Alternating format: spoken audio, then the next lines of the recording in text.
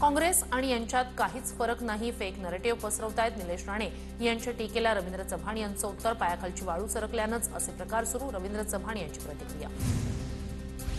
आशिष शेलारांकडून निलेश राणे यांच्या आरोपांचं खंडन, मालवणमध्ये भाजप कार्यकर्त्यांच्या घरी पैसे सापडल्याचा आरोप खोटा, आशिष शेलारांचं वक्तव्य. एखाद्या ठिकाणचं लक्ष हटवण्यासाठी रोकड सापडते, नंतर वेगळंच समजतं, मालवणमधील भाजप कार्यकर्त्यांच्या घरावरील धाडीवर नीलम गोऱ्हे यांची प्रतिक्रिया. मालवणमध्ये सापडलेले पैसे आमच्या कार्यकर्त्याच्या व्यवसायाचे होते, भाजप जिल्हाध्यक्ष प्रभाकर सावंत यांचा दावा, निलेश राणेंनी कॉन्ट्रोव्हर्सी करू नये, प्रभाकर सावंत यांची प्रतिक्रिया.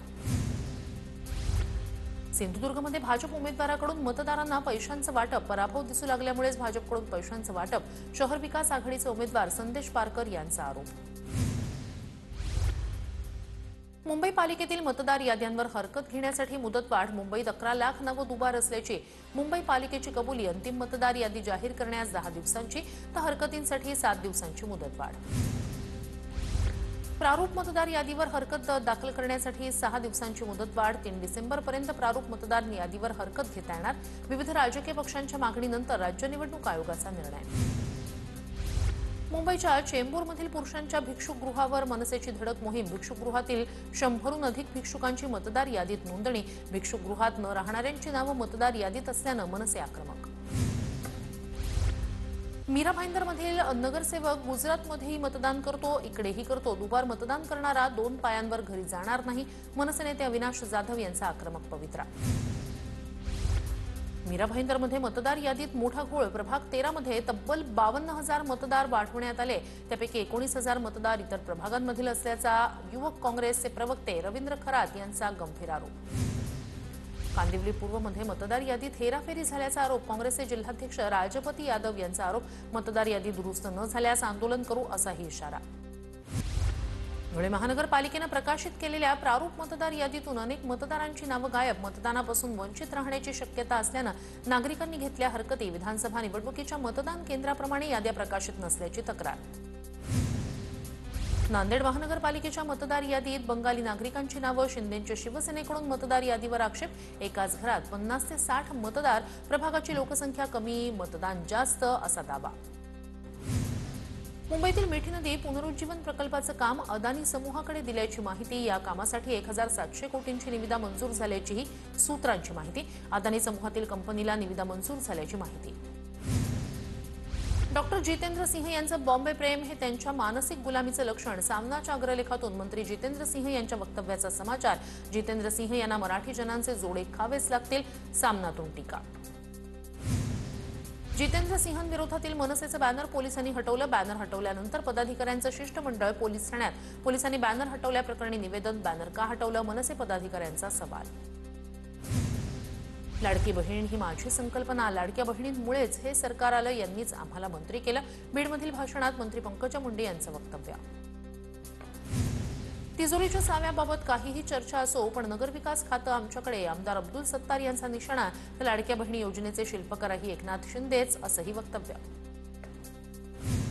विधानसभेत सत्ता येणार हे मवियानं सांगून टाकलं आणि खाते वाटपही केलं होतं, विधानसभेत लाडक्या बहिणींची एंट्री झाली आणि त्यांनी सगळंच बदललं, मळनेरमधील भाषणात खासदार श्रीकांत शिंदे यांचं वक्तव्य.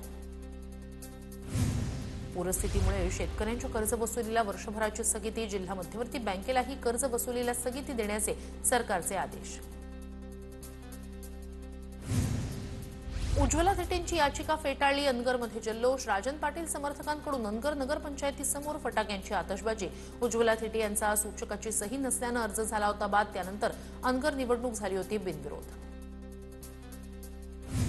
न्यायदेवतेनं आमच्या विश्वासावर शिक्कामोर्तब केलं, उज्ज्वला थेटेंची याचिका फेटाळल्यानंतर नगराध्यक्षा प्राजक्ता पाटील यांची प्रतिक्रिया, विरोधकांनी अनगरकरांच्या एकीत फूट पाडण्याचा प्रयत्न केला, मात्र ते शक्य झालं नाही, प्राजक्ता पाटील यांची प्रतिक्रिया.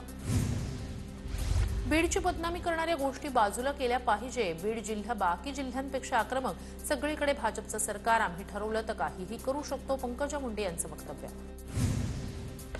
कुणाचा पीए आहे म्हणून कमी किंवा जास्त शिक्षा दिली जात नाही, गौरी पालवे आत्महत्या प्रकरणावर नीलम गोऱ्हे यांचं वक्तव्य.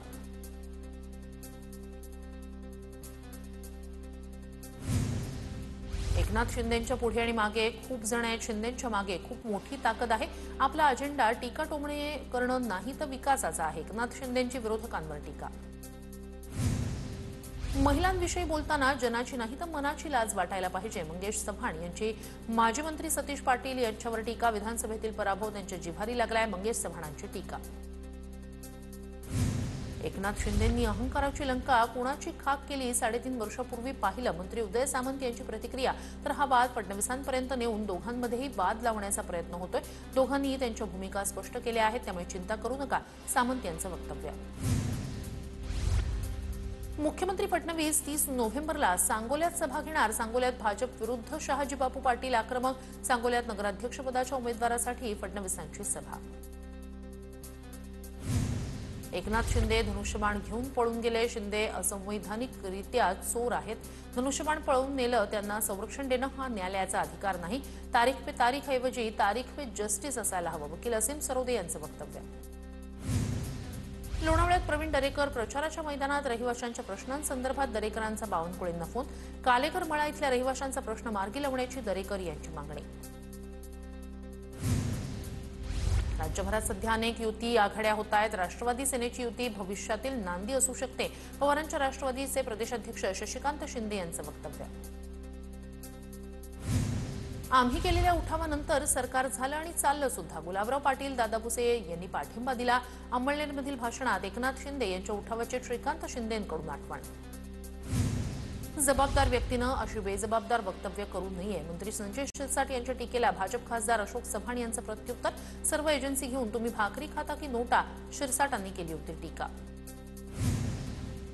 लोणीकर दानवे एकत्र आल्यानं आमच्या झोपा उडाल्या नाहीयेत. एकाच पक्षात होते, त्यांच्याशी आमचं काहीही देणं घेणं नाही. अर्जुन खोतकरांचा लोणीकर आणि दानवेंवर निशाणा. देवाभाऊंविरोधात टरबूज फोडणाऱ्याला रक्षा खडसेंनी उमेदवारी दिली. मुक्ताईनगरचे आमदार चंद्रकांत पाटील यांचा केंद्रीय मंत्री रक्षा खडसेंवर आरोप. मुक्ताईनगरमधील सर्व भूखंड खडसेंनी लाटले असाही आरोप. भविष्यात राष्ट्रवादी चिखलीकरांना मोठी जबाबदारी देणार. चिखलीकरांना राजकारणात प्रभावीपणे काम करण्याची संधी मिळणार.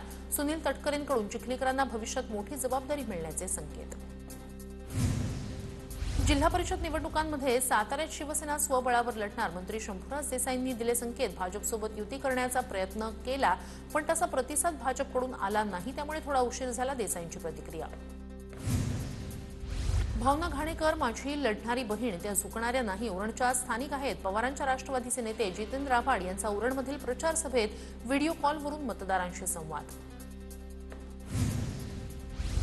1 तारखेला बाहेरच झोपा, तुमच्या नशिबात लक्ष्मी आहे. आता पार्ट्या सुरू आहेत. खात्यांचं मटण पण दाबा आपलं बटण. नाशिकमधील सभेत गुलाबराव पाटील यांचा पुनरुच्चार.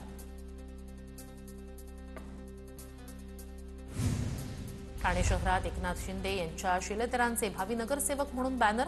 ठाणे शहरात एकीकडे महायुतीत जागावाटप आणि श्रेयवादाची लढाई सुरू असतानाच नगरसेवक पदावर दावा. पवार कुटुंबात लगीनघाई असतानाच योगेंद्र पवार आणि अजित पवार निवडणुकीच्या प्रचार सभांमध्ये व्यस्त. आगामी नगरपंचायत आणि नगरपालिका निवडणुकांमुळे पवार कुटुंबियांकडून आधी लगीन कोंढाण्याचं. रायगडमध्ये शिवसेना आणि राष्ट्रवादीत संघर्ष सुरूच. राष्ट्रवादी सोडून शिवसेनेत गेलेल्या म्हसळ्यातील उमेदवारांची स्वागत रॅली. शिवसेनेत गेलेल्यांचा राष्ट्रवादीकडून निषेध. म्हसळा बाजारपेठेत राष्ट्रवादीकडून निषेधाचे फलक. रॅलीला काळे झेंडे दाखवले. मालेगावमधील पक्षप्रवेश सोहळ्यात अद्वै हिरेंना टाळल्याची चर्चा. मालेगावमधील बंडू काका बच्छाव यांच्या प्रवेशाच्या बॅनरवर अद्वै हिरे यांचा फोटो नाही. बॅनरवर फोटो नसल्यानं कार्यक्रमापासून हिरेंना दूर ठेवण्यात आल्याची चर्चा. संभाजीराजे छत्रपतींनी मृत शौर्य पाटीलच्या कुटुंबाची घेतली भेट. शौर्य पाटीलच्या कुटुंबियांचं संभाजीराजे छत्रपतींकडून सांत्वन. मुख्यमंत्री फडणवीसांची या प्रकरणात भेट घेणार, संभाजीराजेंची माहिती. मालेगावच्या डोंगराळे घटनेच्या निषेधार्थ मालेगाव मुंबई महामार्ग रोखणार. दादा भुसेंचे पुत्र आविष्कार भुसे देखील रास्ता रोकोमध्ये सहभागी होणार. आरोपीला फाशी व्हावी, चिमुकलीला न्याय मिळावा अशी मागणी. पॅरिसमधील युनेस्को मुख्यालयात भारतरत्न डॉक्टर बाबासाहेब आंबेडकर यांच्या पुतळ्याचं अनावरण. भारतीयांसाठी हा अभिमानाचा आणि गौरवाचा क्षण, फडणवीसांची प्रतिक्रिया. दिल्लीतील प्रदूषणामुळे चालणंही कठीण. दिल्लीत 5 मिनिटं चालल्यानंतर थकवा जाणवतो. दिल्लीतील वायू प्रदूषणावर सरन्यायाधीश सूर्यकांत यांची टिप्पणी. मुंबईत विधानसभा अध्यक्ष राहुल नार्वेकर यांच्या हस्ते 9व्या आंतरराष्ट्रीय युनिफॉर्म मॅन्युफॅक्चरर्स फेअर 2025चं उद्घाटन. माजी वस्त्रोद्योग मंत्री आणि आमदार सुभाष देशमुख प्रमुख पाहुणे म्हणून उपस्थित. वाळू माफियांवर महसूल मंत्री बावनकुळे यांचा सर्जिकल स्ट्राईक. अवैध वाळू वाहतूक करणाऱ्या वाहनांचं परमिट जागेवरच रद्द होणार. महसूल मंत्री बावनकुळे यांचे कडक आदेश. बंडू आंदेकर, शिवम आंदेकरला 28 नोव्हेंबरपर्यंत पोलीस कोठडी. आरोपींच्या खात्यात 21 कोटी जमा. मासळी बाजारातील व्यापाऱ्यांकडून गोळा केलेल्या खंडणीतून रक्कम जमा झाल्याची शक्यता. शीतल तेजवानीला खारगे समितीसमोर म्हणणं मांडण्याची संधी मिळणार नाही. 2दा समन्स बजावूनही चौकशीला हजर न राहिल्यानं तेजवानीला पुन्हा संधी मिळणार नसल्याची माहिती. पुण्यातील पार्थ पवार जमीन व्यवहार प्रकरण. मुंढवा जमीन गैरव्यवहार प्रकरणातील खारगे समितीचा अहवाल 6 डिसेंबर पूर्वीच येणार. त्यासाठी खारगे यांनी सुचवलेल्या मुद्द्यांवर माहिती गोळा करण्याचं काम सुरू. पुण्यातील मुंढवा जमीन गैरव्यवहार प्रकरणात गुन्हा दाखल केल्याप्रकरणी शीतल तेजवानीची कोर्टात धाव. गुन्हा रद्द करण्यासाठी तेजवानीकडून उच्च न्यायालयात याचिका दाखल. तेजवानीच्या वकील दीपाली केदार यांची माहिती. दिल्लीपेक्षा मुंबईची हवा गंभीर श्रेणीत पोहोचली. मुंबई शहर उपनगरांना चौथ्या दिवशीही गंभीर प्रदूषणाचा विळखा कायम. हवेची गुणवत्ता निर्देशांकानं बुधवारी 226 ची उच्चांकी पातळी गाठली. प्रदूषित हवेमुळे अनेक जण सर्दी खोकल्यानं त्रस्त. हवा विषारी बनत चालल्यामुळे प्रशासनाच्या चिंतेत भर. 8 फेब्रुवारीला घेण्यात येणारी शिष्यवृत्ती परीक्षा रद्द. राज्य परीक्षा परिषदेकडून नवी तारीख जाहीर. पूर्व उच्च प्राथमिक आणि पूर्व माध्यमिक शिष्यवृत्ती परीक्षेच्या तारखेत बदल. आता परीक्षा 8 फेब्रुवारीऐवजी 22 फेब्रुवारी 2026 रोजी घेतली जाणार. कल्याण बदलापूर 3ऱ्या आणि 4थ्या मार्गिकेच्या प्रकल्पाचं काम 30% पूर्ण. बदलापूर कर्जत दरम्यान 32 किलोमीटरची 3री आणि 4थी मार्गिका उभारण्याच्या प्रकल्पाला मंजुरी. मुंबईतील म्हाडाच्या 84 दुकानांच्या ई लिलावासाठी ऑनलाईन अर्ज प्रक्रियेला आजपासून सुरुवात होणार. पात्र ठरलेल्या अर्जदारांसाठी 23 डिसेंबरला ऑनलाईन ई लिलाव होणार, तर 24 डिसेंबरला ई लिलावाचा निकाल जाहीर होणार. बॉलिवूड अभिनेत्री शिल्पा शेट्टीची व्यक्तिमत्व हक्कांच्या संरक्षणासाठी उच्च न्यायालयात धाव. प्रतिमा आणि अन्य व्यक्तिमत्व वैशिष्ट्यांचा वापर करण्यास मनाई करावी, शिल्पा शेट्टीची मागणी. महिला विरोधी वाढत्या गुन्ह्यांचा प्रश्न पुन्हा ऐरणीवर. मुंबईत 9 महिन्यात 21 महिलांच्या आत्महत्या. 5 जणींचा हुंड्यासाठी बळी गेल्याची माहिती समोर. मानसिक शारीरिक अत्याचाराचे 405 गुन्हे नोंद झाल्याचीही माहिती उघड. राज्यातील निवडणुकांचा फटका. मुंबई विद्यापीठाच्या हिवाळी परीक्षांना 1 ते 4 डिसेंबर दरम्यान होणाऱ्या अभ्यासक्रमांच्या परीक्षा पुढे ढकलल्या. आता या परीक्षा 16 डिसेंबर ते 19 डिसेंबर दरम्यान घेतल्या जाणार असल्याची माहिती. मुंबई पालिकेतील मतदार याद्यांवर हरकती घेण्यासाठी मुदतवाढ. मुंबईत 11 लाख नावं दुबार असल्याची मुंबई पालिकेची कबुली. अंतिम मतदार यादी जाहीर करण्यास 10 दिवसांची तर हरकतींसाठी 7 दिवसांची मुदतवाढ. अर्ध्या मुंबईत 3 आणि 4 डिसेंबरला 15% पाणी कपात. भांडूप जलशुद्धीकरण केंद्रातील जलवाहिनी बदलण्याचं काम हाती घेतल्यानं पाणी कपात. मुंबई शहर विभागातील ए, सी, डी, जी दक्षिण, जी उत्तर, मध्य आणि पूर्व उपनगरांमध्ये पाणी कपात.